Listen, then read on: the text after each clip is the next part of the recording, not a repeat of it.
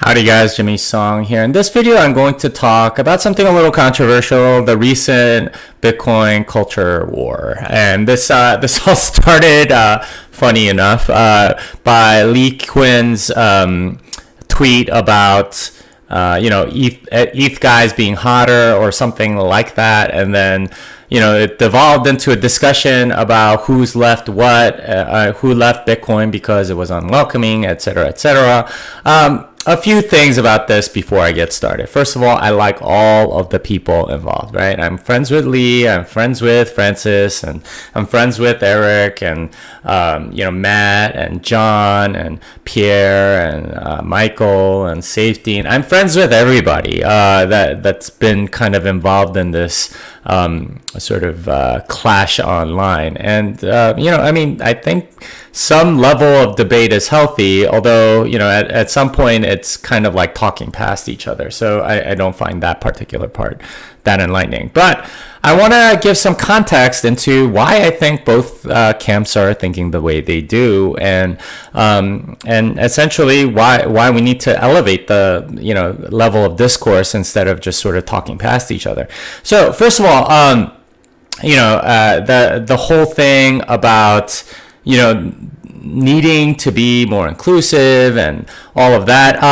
I don't know if that necessarily hurts Bitcoin that much. I haven't necessarily seen solid evidence for it. I know there's like some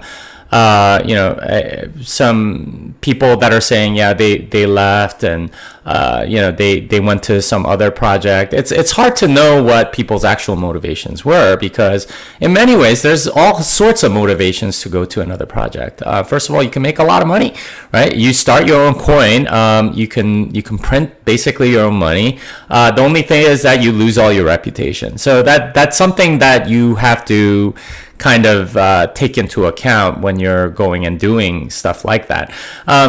The other thing is, you get to be on a much higher status if you're making your own coin. You get to be a bigger fish in a smaller pond than in Bitcoin, where it's going to take many years probably before you get anywhere near somebody that's influencing, at the level of like a core developer or something like that. So I take a lot of those reports with a grain of salt, in part because, no one's really come out and said, hey, I was contributing to core for a while, but because people were so mean to me, I went over.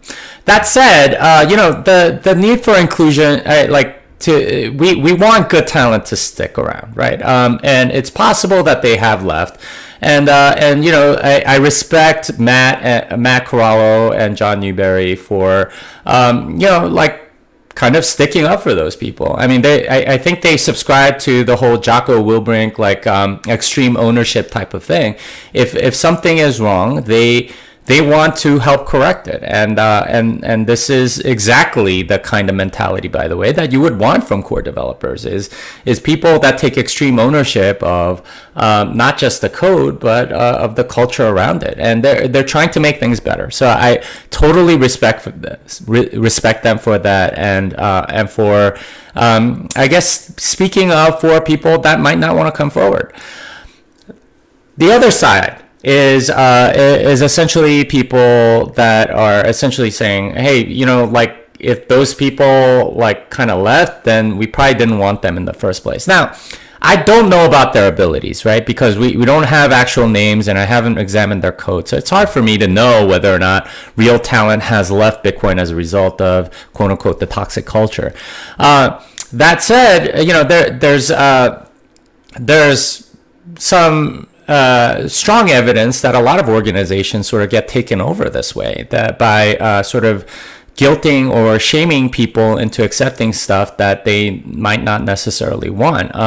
It's a way in which a lot of politicians end up sort of getting in front of the parade and sort of dismantling the leadership that's already there so they can take over.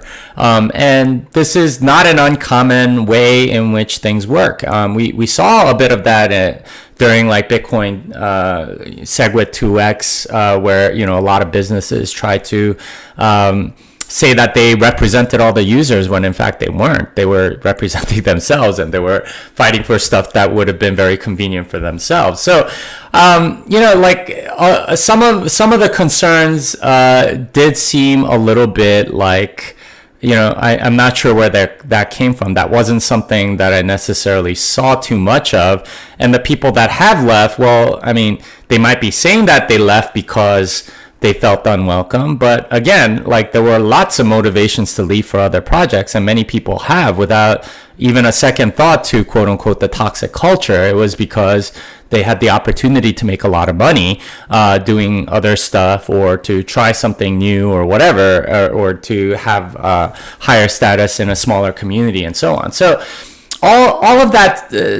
said, I respect those people too, because they're trying to protect the community, and they don't want it to become centralized. And one of the ways in which you centralize it is to sort of have a norm that is dictated externally. And there are norms in Bitcoin, of course, but to have people external to it say, okay, well, you guys don't have the morality that I like, so I that's why I refuse to participate, and sort of guilt tripping the community into doing that. I think that's what they were fighting against, and that's something that I also respect. Essentially, what I think we need as a community, if we are to talk about culture, and I think this is a conversation worth having, is to talk about it at another level. Right now, it's just both sides are sort of in the mentality that they're already right, and that their values are not really open for discussion. Really, we need to talk about the actual values, right? What is it that we value? Do we value some of these things? You might value diversity, but that might also be sort of like a Trojan horse by which the whole community gets centralized by an external player that doesn't care about Bitcoin at all. So, that sort of thing is something to discuss, and I hope that does happen. That's my thought on it, more or less. I hope that helps you. This song is done.